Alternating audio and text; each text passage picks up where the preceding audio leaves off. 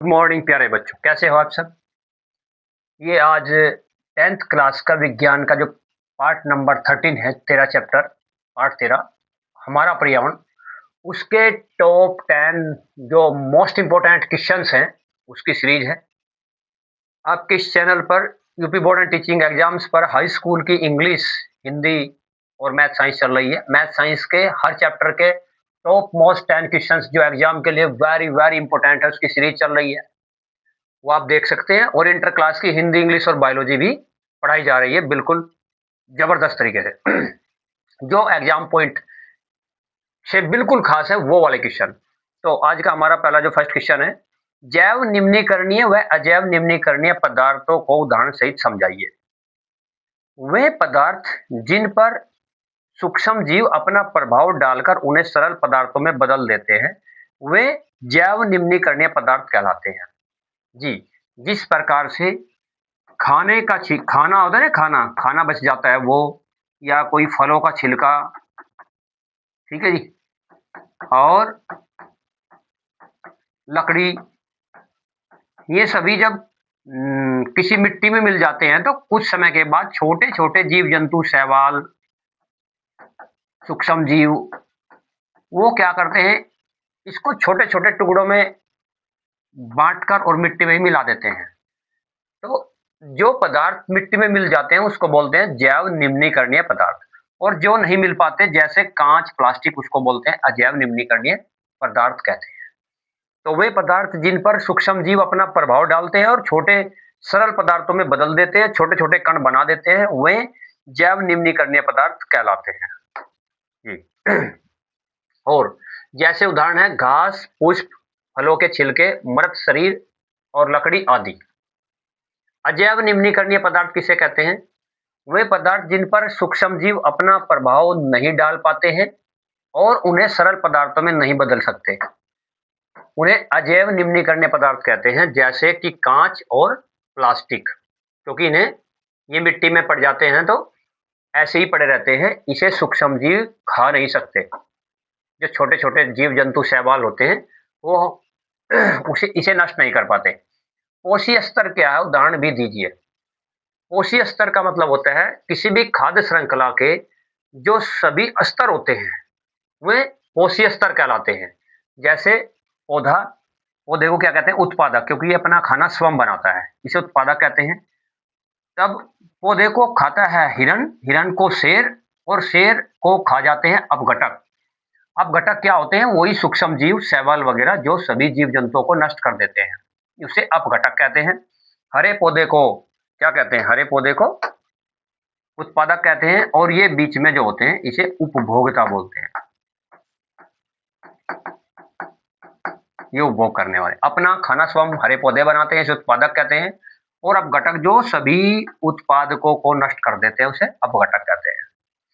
तो किसी खाद्य श्रृंखला के विभिन्न स्तरों को कोशीय स्तर कहते हैं। जैसे पौधे, पौधे को हिरण, हिरण को शेर, और शेर को अपघटक नष्ट कर देते हैं।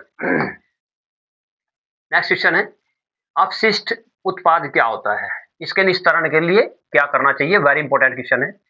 किसी भी प्रक्रम या प्रोसेस के अंत में बनने वाले अनुपयोगी पदार्थ को अपशिष्ट पदार्थ कहते हैं। जैसे किसी मशीन के अंदर कोई चीजें बनती है और बनने के बाद जो बाद में खाद या वेस्ट निकाल दिया जाता है उसे क्या बोलते हैं? अपशिष्ट उत्पाद। इसी प्रकार मनुष्य सुबह जो है, जो पूरे दिन का खाना खाता है, सुबह उसको अपशिष्ट उत्पाद के रूप में निकाल देता है। ये दो प्रकार के होते हैं, एक जैव निम्नीकरणीय और एक अजैव निम्नीकरणीय। अपशिष्ट उत्पाद को सामान्य भाषा में कचरा कहते हैं। ये एज इट इज आपने एग्जाम में, बोर्ड एग्जाम में ऐसे ही लिखना है। निस्तारण के लिए क्या करना है? हमने निस्तारण के लिए दो मुख्य बातें याद रखनी है।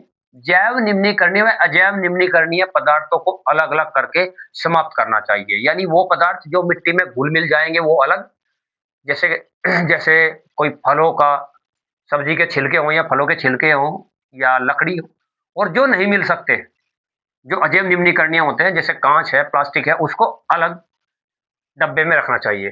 अजैव निम्नीकरणीय पदार्थों का पुनः चक्रण कर दिया जाना चाहिए। जैसे प्लास्टिक और कांच है, उसको पुनः दोबारा से चक्रण किया जाना चाहिए, यानी दोबारा से फैक्ट्री में जाएगा और वापिस सही से वो बनकर आएगा। ऐसा चक्र चलाना चाहिए। खाद्य श्रृंखला से आप क्या समझते हैं, उदाहरण भी दीजिए। इंपॉर्टेंट, वेरी इंपॉर्टेंट क्वेश्चन है। किसी पारिस्थितिक तंत्र में एक जीव द्वारा दूसरे जीव को खाने की क्रमबद्ध प्रक्रिया को खाद्य श्रृंखला या खाद्य या आहार श्रृंखला कहते हैं। जी, जैसे अभी आपको दिखाया था, ये हरे पौधे हैं, पौधे को कौन खा जाता है, टिड्डा। टिड्डे को कौन खाता है, मेंढक। मेंढक को सांप, सांप को बाज, इस तरह से ये चलती रहती है। तो ये सारा क्या कहलाता है, इसको क्या बोलते हैं, खाद्य श्रृंखला। खाद्य श्रृंखला। अब इसके खाद्य श्रृंखला, एक स्थलीय खाद्य श्रृंखला होती है और एक जलीय खाद्य श्रृंखला होती है। स्थलीय क्या होती है, जैसे घास, टिड्डा, मेंढक, सांप, बाज आदि। जलीय खाद्य श्रृंखला होती है जो जल के अंदर चलती है, जैसे छोटे शैवाल, वो छोटे शैवालों को खा जाती है छोटी मछली, और छोटी मछली को बड़ी मछली, और बड़ी मछली को, जो थोड़ी बड़ी मछली होती है तो उसको बुगला या सारस खा जाता है। बहुत छोटी छोटी मछलियां होती हैं तो उनको, जो थोड़ी बड़ी मछली होती है 6 इंच की, 10 इंच की, तो वो खा जाती है, और उसको बुगला और बुगले ये सब खा जाते हैं। खाद्य जाल। खाद्य जाल किसे कहते हैं, खाद्य अनेक खाद्य श्रृंखलाओं के पास पारस्परिक संबंध को खाद्य जाल कहते हैं। जैसे ये यहाँ पर घास है, घास को टिड्डा खा जाता है, इधर हिरण भी खाती है, और इधर खरगोश भी खाता है। जी, हिरण को शेर खा जाता है, खरगोश को भी शेर खाता है, टिड्डे को मेंढक खाता है, मेंढक को सांप खाता है, सांप को बाज खाता है, इस प्रकार से। और घास को गाय भी खाती है, गाय को शेर खा जाता है। ये एक तरह से जाल बन गया खाद्य श्रृंखलाओं का, तो इसे बोलते हैं खाद्य जाल। अनेक खाद्य श्रृंखलाओं के पारस्परिक संबंध को खाद्य जाल कहते हैं।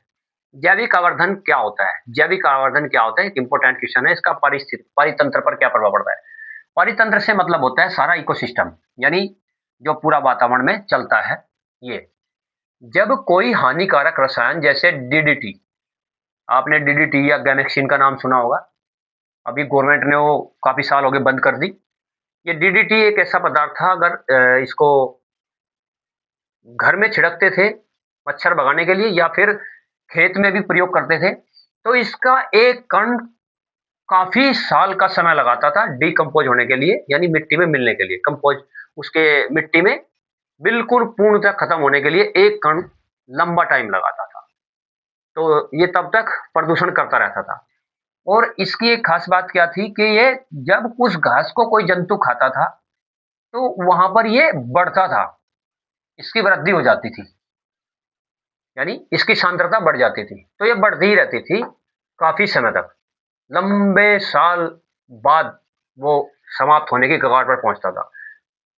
तो जब कोई हानिकारक रसायन जैसे डीडीटी किसी खाद्य श्रृंखला में प्रवेश करता है तो उसका सांद्रण धीरे धीरे प्रत्येक पोषी स्तर में जो आगे उसको खाएगा उस जंतु को, में बढ़ता जाता है।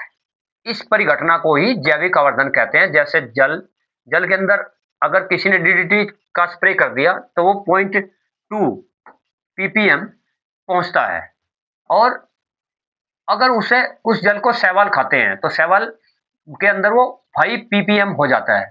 उस शैवाल को जब मछली खाती है तो 250 ppm सांद्रता बढ़ जाती है उसकी, और जब उस मछली को अगर कोई मनुष्य खाता है तो इसको 1600 ppm तक वो सांद्रता बढ़ती चली जाती है। इसीलिए इसको गवर्नमेंट ने बंद कर दिया था। इसका परितंत्र पर दीर्घ काल तक हानिकारक प्रभाव पड़ता है। जी, ओजोन क्या है, ओजोन, ओजोन मीन्स O3 जिसका फॉर्मूला है। देखो हमारी जो पृथ्वी है, पृथ्वी के ऊपर एक बहुत मोटी बड़ी लेयर समताप मंडल में बनी हुई है, जो सूरज से आने वाली हानिकारक किरणों को वापिस वायुमंडल में ही, अंतरिक्ष में ही मोड़ देती है। ये परत जो है ओजोन की है, इसका फॉर्मूला O3 है। ये हमें सूरज की जो अल्ट्रावायलेट किरणें होती हैं, पराबैंगनी किरणें, उससे पृथ्वी को बचाता है। तो इस लेयर को, इस परत को क्या कहते हैं, जो पृथ्वी के ऊपर है मोटी, इसको ओजोन की लेयर बनी हुई है। तो ओजोन पृथ्वी की सतह पर एक आवरण बनाती है जो सूरज की हानिकारक पराबैंगनी किरणों से जीवधारियों को बचाती है। ओजोन का सूत्र O3 है, जो ऑक्सीजन के 3 परमाणुओं से मिलकर बनता है, O और O2 O3।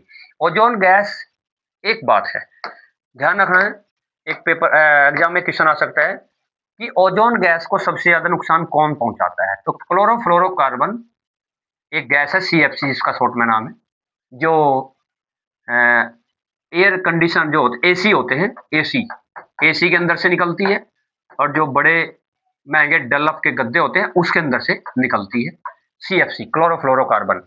ये गैस जो है ओजोन परत को अत्यधिक हानि पहुंचाती है। ये अम्ल वर्षा किसे कहते हैं, अम्ल वर्षा को समझाइए। अक्सर आपने गांव में सुना होगा, कहते हैं कि जो पहली बरसात के सीजन में जो सबसे पहली फर्स्ट बारिश होती है, उसके अंदर नहीं नहाना चाहिए, क्योंकि शरीर में छोटे छोटे एक दाने के रूप में निकल जाते हैं, क्योंकि वो जो फर्स्ट बारिश होती है वो अम्ल से फुल भरी होती है। जो अम्ल वर्षा होती है वायु में उपस्थित है, क्योंकि जितना भी धुआं या धूल मिट्टी के कारण यह धुआं होता है, हानिकारक धुआं होता है, इसके अंदर नाइट्रोजन या सल्फर के ऑक्साइड होते हैं, वो सब वायुमंडल में पहुंच जाते हैं, पहुंचते रहते हैं, और वो अंतरिक्ष में इकट्ठे हो जाते हैं। जब बारिश होती है तो उस बारिश के साथ घुलकर पृथ्वी पर वापिस आते हैं, और वो जो ऑक्साइड होते हैं वो अम्लीय होते हैं, जो शरीर को भी नुकसान पहुंचाते हैं, जीव जंतुओं को, वनस्पति, खासकर जो संगमरमर की इमारतें होती हैं उसके रंग को भद्दा कर देते हैं। आपने देखा होगा, जिस मकान के ऊपर काफी समय से रंग नहीं हुआ या मार्बल था, वो उसका रंग फीका पड़ना स्टार्ट हो जाता है, या हरा हरा या पीला पीला होने लगता है। उसका मेन कारण यही होता है, अम्लीय वर्षा। अम्ल वर्षा वायु में उपस्थित नाइट्रोजन तथा सल्फर के ऑक्साइड के कारण होती है। यह सल्फाइड वर्षा के साथ, किसके साथ, वर्षा वर्षा के साथ घुलकर, वर्षा के साथ घुलकर पृथ्वी पर आते हैं। इसे ही अम्ल वर्षा कहते हैं। इसके कारण ऐतिहासिक भवन जैसे कि ताजमहल है, India gate, gateway of India, तो इस तरह के जो ऐतिहासिक स्थल हैं, या राजा महाराजाओं के जो भवन है, पुराने किले हैं, वो या स्मारक हैं, कोई मूर्तियां हैं, इन सब इनका संक्षारण हो रहा है, यानी इनका रंग फीका पड़ रहा है। ग्रीन हाउस प्रभाव क्या है, ग्रीन हाउस प्रभाव जी, इसका क्या मतलब है। देखिए, पहले आपको बता देते हैं, कभी ऐसा हो कि शाम का समय है, 3 या 4 बजे के आसपास, और वातावरण के अंदर यहाँ बादल हो गया काफी सारा आसमान में, तो सुबह के समय पृथ्वी के ऊपर, जो सुबह के समय सूरज के अंदर से जो किरणें आती हैं सूरज के पास से, वो पृथ्वी पर रहती हैं, और शाम होने के बाद वो वापिस उलटना स्टार्ट कर देती है। आपने देखा होगा, सुबह ही कोई भी जो धरती है, पृथ्वी है, या फिर कोई वस्तु रखी है ये, तो वो ठंडी मिलती है, लेकिन दोपहर में धीरे धीरे वो गर्म होनी स्टार्ट हो जाती है, और दोपहर तक पूरी गर्म होती है, और तीसरे पहर जब होता है 3-4 बजे, तो उसके अंदर जो ऊष्मा होती है वो वापिस उलटना स्टार्ट हो जाती है, शाम तक वो दोबारा पुनः ठंडी हो जाती है वो वस्तु। आपने देखा होगा, कोई सामान बाहर पड़ा हुआ है तो शाम को फिर दोबारा ठंडा हो जाता है, दोपहर में गर्म होता है। तो जो किरणों को वो सोखता है, सुबह की किरणों को, वो तीसरे पहर 3-4 बजे के आसपास उलटना स्टार्ट कर देती है, और अगर ये किरणें वापिस ना पहुंच पाए और बादल हो रखा है यहाँ, तो क्या होगा, वो किरणें वापिस उलटकर पृथ्वी पर ही आ जाती है, और उस रात को गर्मी बहुत होती है। आप कभी नोट किया होगा, बरसात के दिनों में जब शाम को बादल हो जाते हैं तो रात गर्म होती है। तो ये क्या होता है, ये CO2 गैस होती है, ये CO2 गैस गर्म होती है, और ये वापिस पहुंच नहीं पाती, वायुमंडल में घूमती रहती है, तो वायुमंडल का यहाँ का तापमान धीरे धीरे करके बढ़ा देती है। इसे ही ग्रीन हाउस प्रभाव कहते हैं। CO2 की बढ़ती सांद्रता पृथ्वी के तापमान में वृद्धि कर देती है, इसको ही ग्रीन हाउस प्रभाव कहते हैं। शॉर्ट में डेफिनेशन है, आपने एग्जाम में यही लिखनी है। पृथ्वी का ताप और ऊर्जा का संतुलन बनाए रखने के लिए ऊष्मा पृथ्वी से परावर्तित हो जाती है। अभी आपको बताया ना, ऊष्मा जो गर्माहट है वो ऊपर चला जाता है, रोशनी सूरज की जो किरणें होती हैं, परंतु CO2 की अत्यधिक सांद्रता पृथ्वी से लौटने वाली ऊष्मा को, जब वायुमंडल में अत्यधिक CO2 हो जाती है, तो उस समय जो CO2 की सांद्रता अधिक होने पर पृथ्वी से लौटने वाली ऊष्मा, जो सूरज की किरणें हैं, वो परावर्तित होने से रोक देती है। कौन? CO2। CO2 की अत्यधिक सांद्रता पृथ्वी से लौटने वाली ऊष्मा को परावर्तित होने से रोक देती है, जिससे पृथ्वी के तापमान में वृद्धि धीरे-धीरे होने लगती है। और ये जब अत्यधिक मात्रा में बढ़ती रहती है CO2 की मात्रा, तो तापमान धीरे-धीरे बढ़ता चल जाता है पृथ्वी का भी। तो कहते हैं कि अब गर्मी ज़्यादा होने लगी। ये इसका मेन कारण यही है। तो एक अनुमान के अनुसार सन 2050 तक यदि ऐसा ही चलता रहा, तो पृथ्वी का तापमान 5 डिग्री तक बढ़ जाएगा। यानी जिस स्थान पर अभी गर्मी के दिनों में तापमान 45 डिग्री पहुंचता है, वहां 50 डिग्री पहुंचने लगेगा। और इससे क्या होगा? पूरा विश्व प्रभावित होगा। यानी जो समुद्र की पूरी पृथ्वी में समुद्र के जो आसपास के हिस्से हैं, वो धीरे-धीरे कुछ जल के अंदर डूब जाएंगे। जीवमंडल की परिभाषा दीजिए, इसके प्रमुख भागों के नाम भी बताइए। वह क्षेत्र जिसमें जीवधारी पाए जाते हो। देखो, जीवधारी समुद्र में भी रहते हैं, पृथ्वी में भी रहते हैं, और वायु में भी रहते हैं। तो वो टोटल कितना एरिया है? वो टोटल एरिया है 14 से 15 किलोमीटर का। ये धरती है, पृथ्वी, और इससे ऊपर ये वायु है, नीचे ये जल है। तो टोटल जो है 14 से 15 किलोमीटर का दायरा है जिसमें जीव जंतु पाए जा सकते हैं। यानी समुद्र में लगभग 7 से 8 किलोमीटर और वायु में 6 से 7 किलोमीटर का क्षेत्र है जिसमें जीव जंतु पाए जाते हैं।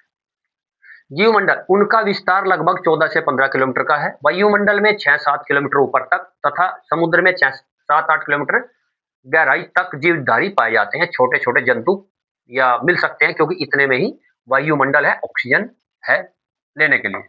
वायुमंडल के मुख्य 3 भाग हैं। स्थलमंडल, जिस पर हम सब रहते हैं। जलमंडल, जो जल के अंदर है, जो जीव जंतु मिलते हैं।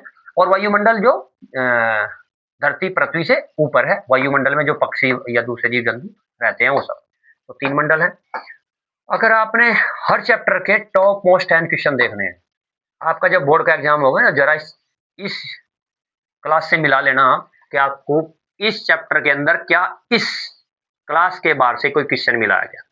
तो अगर आपने हर चैप्टर के टॉप 10 मोस्ट इंपोर्टेंट क्वेश्चन की सीरीज देखनी है जो बोर्ड के लिए वेरी इंपॉर्टेंट है, इसे सब्सक्राइब कीजिए। थैंक यू, जय हिंद।